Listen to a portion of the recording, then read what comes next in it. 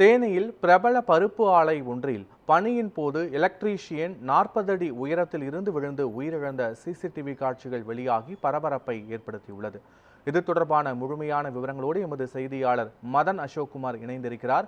மதன் அசோக்குமார், இந்த விபத்து ஏற்பட காரணம் என, அங்கு கள நிலவரங்கள் எவ்வாறு உள்ளது? வணக்கம் பத்மநாபன். தேனி பிரபல பருப்பு ஆலையில் பணிபுரிந்த போது எலக்ட்ரீஷியன் தவறி விழுந்த சம்பவ இடத்திலேயே பலி. 40 அடி உயரத்தில் இருந்து எலக்ட்ரீஷியன் விழுந்த சிசிடிவி காட்சிகள் தற்போது வெளியாகி பரபரப்பை ஏற்படுத்தியுள்ளது. தேனி மாவட்டம் தேனி அருகே கொம்புச்சேரி கிராமத்தைச் சேர்ந்தவர் சுரேஷ், 40 வயது. திருமணம் முடிந்து இவருக்கு 2 பெண் குழந்தைகள் உள்ளன.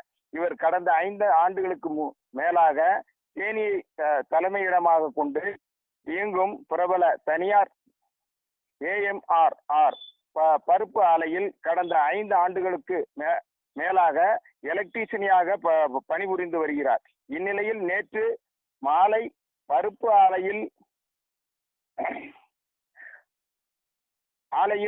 இளைஞர் காவலக்கு பகுதியில் உள்ள பருப்பு ஆலையில் உயரத்தில் எலக்ட்ரீஷியன் பணியில் ஈடுபட்டிருந்த போது எதிர்பாராத விதமாக சுரேஷ் 40 அடி உயரத்தில் இருந்து தவறி விழுந்தார். இதில் அவருக்கு தலையில் பலத்த காயம் ஏற்பட்டது.